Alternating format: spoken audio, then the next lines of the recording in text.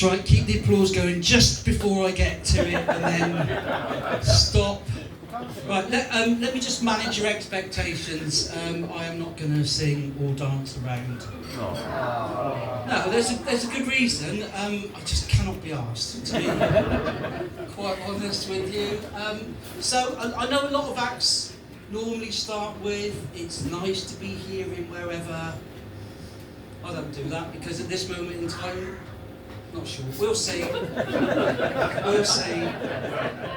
I've got to be honest, when I came in I was a little bit worried at the demographic because it did look like I'd walked into a youth club. And then there's a few on the second row, and a few a little bit further back of fellow Saga cruisers, so that's brilliant. But I've got to be honest, right, the main reason I don't say it's nice to be here anymore is because of what happened to a gig last year. Little village just outside Cirencester. The MC went on and said, oh, next up we've got Nick Hill from Gloucester. And there was an audible gasp in the room, like, and like people were on the phone, phoning home, making sure the kids were safe. And the doors were locked. And I just went and said, it's nice to be here in Ashton Keynes. And this woman at the back stood up and said, excuse me, young man.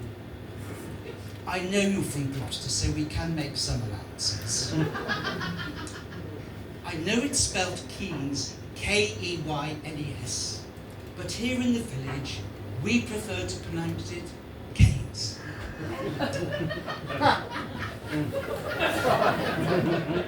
I hope you don't mind.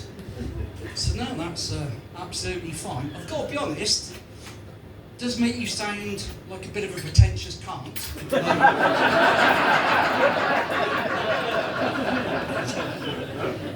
That's spelled C-A-N-T, but I prefer to pronounce it Anton. I said, but thanks for that. I said, because next week I'm doing a gig in Lechlade.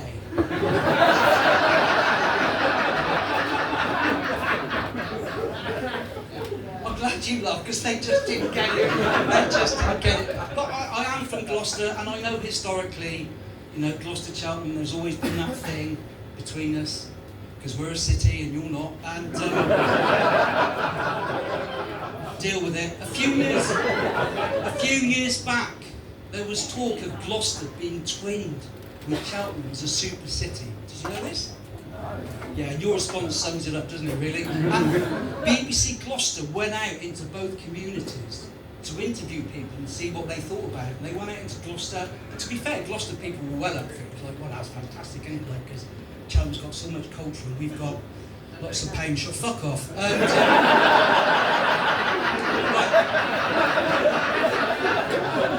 I could now rip you apart with all the things we have. Who said that? Was that you? Point her out. Who was it? It was you. Fucking Joe 90 looking at me. Okay. And you had the nerve to say that. But they went out in Cheltenham and they found one woman who was prepared to speak to them on camera outside the Montpellier wine bar. And I think the answer she gave to the question sums Cheltenham up really succinctly. Because they just said, what would you feel about Cheltenham being twinned with Gloucester? And she just went, ghastly. Which...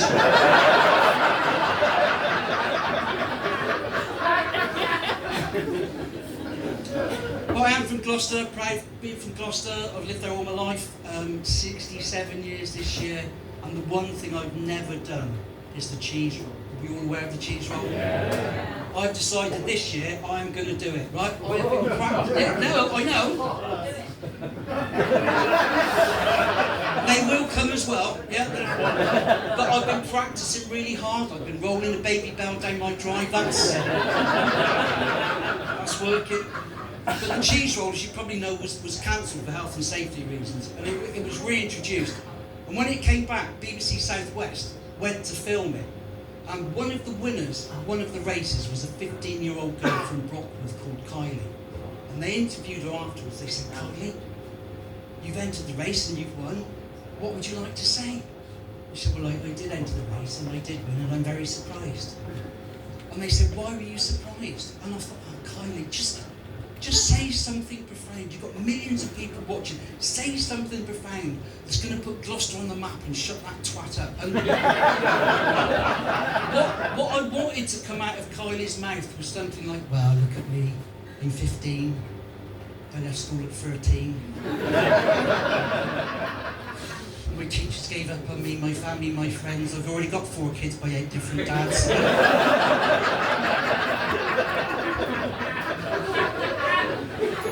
I thought, do you know what, Kylie? There's your chance to shine. And I trained really hard every day, no matter what the weather was like. And I got to the top of that hill and I just looked down and I could see my family, friends and teachers at the bottom laughing. I thought, you won't be laughing in a minute. And when that cheese went, that's all I cared about, was just focused on it. And I just threw myself down that hill, head over heels, tumbling. I could have broken my neck. I couldn't count. I just wanted to prove something. And when I got to the bottom, I thought, yes, you've done it. You can feel proud. That's what I wanted her to say.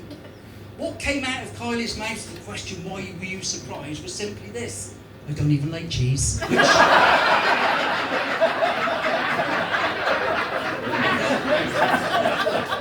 can't make it up, can you? You cannot make it up. So, Christmas, distant memory, and it was only 4 weeks ago. And we had some friend rounds the week before Christmas, and one of my wife's friends just said, so, you ready for Christmas, Nick? Yeah, pretty much. And like, my wife looked at me, sorry, what did you say? So I just said I'm ready for Christmas. All right, okay. So you've done all the food shopping, have you? No. Done all the drink shopping? No. Bought all your presents, written the cards? No. Done none of that. Have you got the tree out the loft? No. Have you decorated it? No. Have you made the house up? Have you cleaned it? Have you got the bedrooms ready for our guests? No. You've done nothing. So when you say you're ready for Christmas, what exactly do you mean? And I just said, oh, I've got that book you said you might want. And we're still not speaking. I was looking forward to Christmas. I was looking forward to watching some decent TV. I thought Gavin and Stacey, the finale, was absolutely brilliant, really, really good. But what I was most disappointed with, which I was really looking forward to it, was watching something about MasterChef, and then the scandal about Greg Wallace happened in November, and it was a bit disappointing. I was more upset with the attitude of sort of celebrities that jumped on that bandwagon, giving them a kick in, and even Mary Berry and Prue Leith got on board, and you can look at it, and they're on camera saying they're absolutely shocked, disgusted that they appeared on the same show as Wallace, and if they knew what they knew now, that in those shows they appeared, he would never once touch them up or make any innuendos, they would have never agreed to appear in the first place. But I've got to be honest, that joke normally goes down far better. So that's the first one that's bombed tonight. So 2025, New Year's resolutions. I've done the usual, lose weight. And this next bit, there's a certain demographic in this room that won't get it, right? And my wife said, well, you need to lose weight, but you can help yourself. She said, and if you wear all black, that's quite slimming. Now, I know you're thinking your wife's a liar. Yeah, thanks. Says fucking Slim Jims out there. And I went on stage a couple of weeks ago dressed in this, and some bloke just shouted out, mate, you look like that bloke off the milk tray advert. Right, now, there is a certain demographic, but I have no idea what I'm talking about, but I don't care about you kids anyway. And I said, listen, thanks, I'll take that. I said, but I'm neither tall, dark, nor handsome. He went, no, mate, I don't mean him. I mean the other one in the advert. And I thought, right, I've got you. Because there was only one bloke in the milk tray advert. I said, right, hang on. If you're going to heckle me, all right, get your facts straight. There's only one bloke in the milk tray advert, and he's tall, dark and handsome, and clearly I'm not him. He went, no, mate, I don't mean him, I mean the other bloke. He said, you look like the bloke who ate all the chocolates. Bastard. You bastard. But I've joined, but it was my wife's idea to lose weight. I just overheard something that she said. She had the girls round for the book club. when I say girls, they're like 60, menopausal, and book club. It's just an excuse to drink all my best red wine, really, that's it. And I overheard her say, oh, his body disgusts me, he's like an egg on legs. And I thought, I wouldn't have minded, I was in the same room, right? And it was just... So, are you just repeating what I just said? Were you not listening to what I was saying?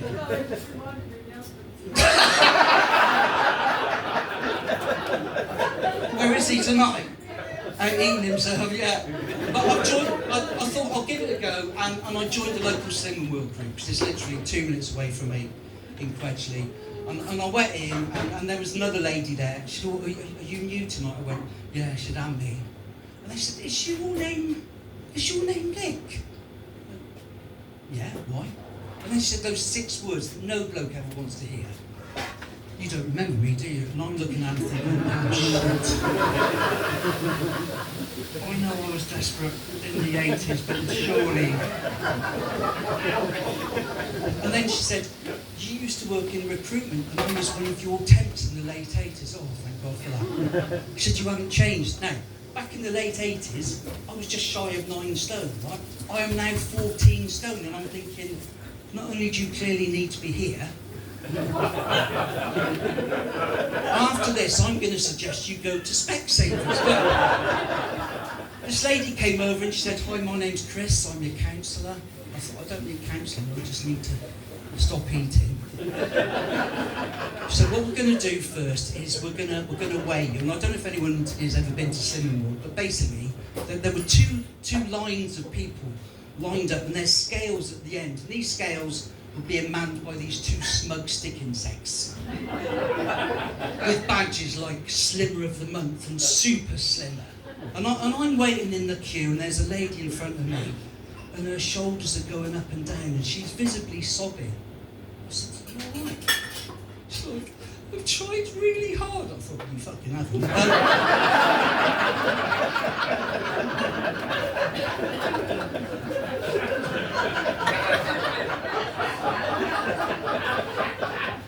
I said, well, what have you done? She said, I walked right to the top of Robinswood Hill this week. I said, well, that's really good. And I came back down. I said, well, that's good. There's a chip shop at the bottom. No, anyway, I got weighed. And they shout your weight out. They shouted out so the whole room knows. And we went back, and Chris said, right, take a seat. Now, it was a primary school. I looked down there, these little plastic chairs. I thought, this is not going to end well. I got stuck in mine. It was just... And then Chris said, right, I'm going to ask you a question. She said, and it doesn't matter what your response is, just say the first thing that comes into your mind. She said, but out of anybody in the world, whose body do you most desire? Right, and I don't know where it came from to this day. I just said, Tom Daly. And she just...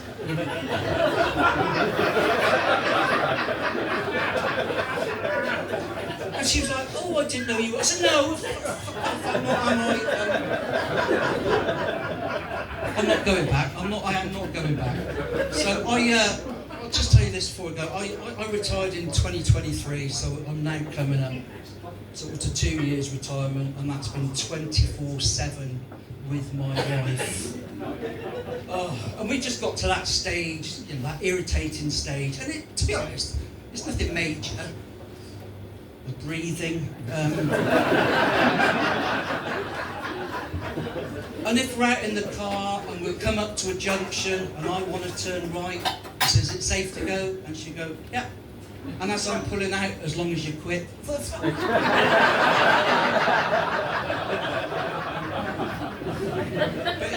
it's been 2 years and it's been a voyage of discovery.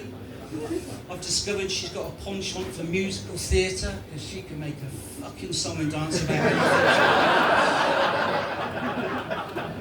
And I didn't realise, and apparently this is obligatory when you retire, that you have to spend 50% of your week at a garden centre. I never knew there were so many garden centres in Gloucestershire. Right, if I was going to go on Mastermind, my chosen subject would be the amount of currants in toasted tea cakes at the various garden centres in Gloucester. we go to Highfields down at Whitminster, and we've got a loyalty card, and I went there on my birthday last year in August, and I just went to pay, and the lady said, "Oh, congratulations." I said, "On what?" She said, "It's your birthday, isn't it?" I said, "Yeah, it is. Yeah, come up on the till." She said, "That's good, isn't it?" I said, "Do you think so?" I said, "Yeah." I said, "Right, let me tell you something." I said, "Right, I'm 66.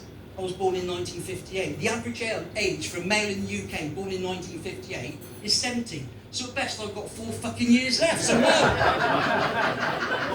It's not a very good day, to be quite honest. So tell me, enlighten me, why is it a good day?" And she said, "Well, now you qualify for one of our senior citizens discount cards." And I'm like, just fucking shoot me now. Just give me the card. And I took the card. And I said, "And what benefit is this to me?" She said, "Well, you get 40% off a roast lunch." Okay. And I'm walking back. And I'm looking at the small print. And she's right, you do get 40% off a roast lunch. Served every Monday between 9:15 and 11:25. And I'm thinking, who the fuck eats a roast lunch every Monday between 9:15 and 11:25? Well, let me tell you, since last August,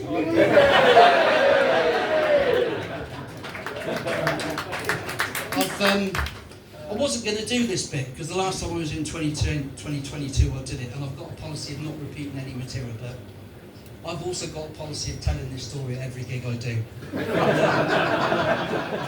It's a little bit dark, and it's about my mum who died in 2019, right? And she had dementia, and I'm sure there'll be people in this room who know people who've got dementia, and you'll know what a horrible disease it is. And Mum sort of knew she had it, but she didn't know she had it, and she used to say, "When I die, will you talk about me on stage of some of the things that have happened?" I said, "Well, it's not really appropriate." So, "Well, yeah, but it's a way of keeping my memory alive."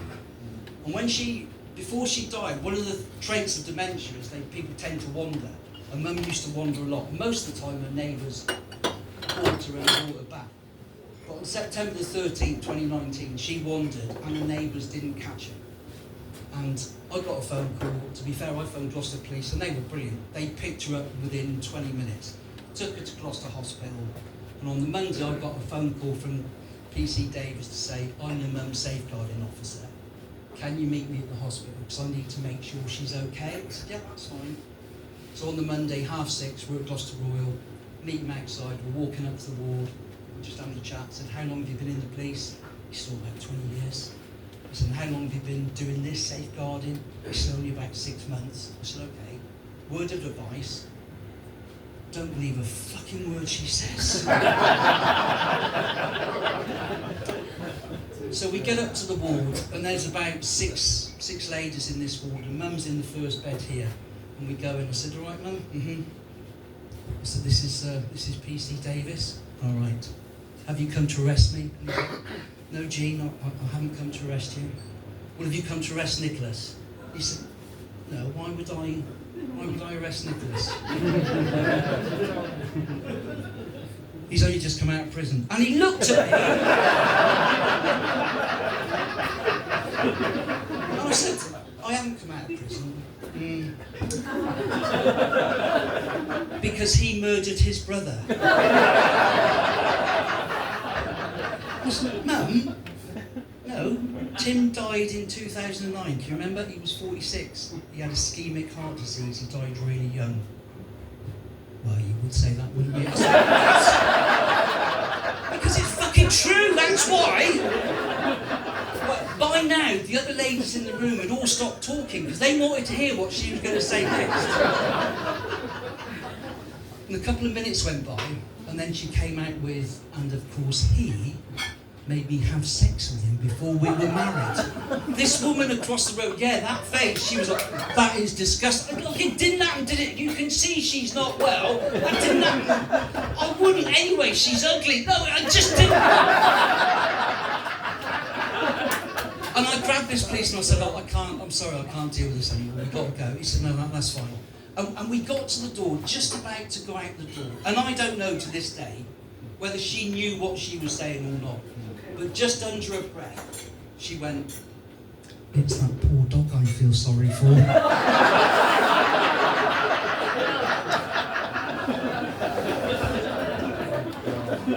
And we got outside, and I said to the policeman, "I'm really sorry you had to experience that." I said, "But obviously she's in a pretty bad state." He said, "No, I can see she's not well. But I do need to ask you a question." I said, "Well, I haven't been in prison." He went, "No, not that." I said, "And I didn't kill my brother." He said, "No, not that. Have you got a dog?" And unfortunately, the answer to that is yes. And he was like, "Oh, right, so that bit was true. Listen, you've been an absolute delight. And just before I go, can you just give it up for Joanna and all the staff for putting this gig on? This is lovely. My name's Nick. Good night."